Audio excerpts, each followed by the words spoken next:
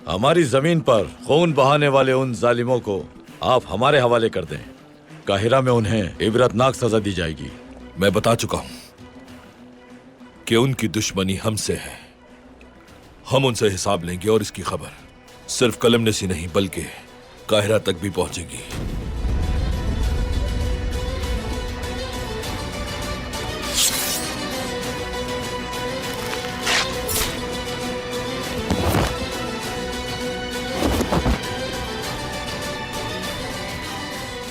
सिपाहियों से कहो कि जहाज तैयार करें।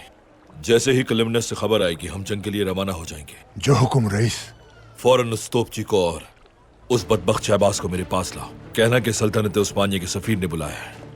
अगर वो हुक्म अदूली करते हुए मज़ाहमत करे, उसके गले में रस्सी डालना और घसीट कर मेरे पास ले आना। आप बिल्कुल बेफिक्र रहें, उसे मैं हर सूरत लेकर ही आऊंगा। चलो सिपाहियों।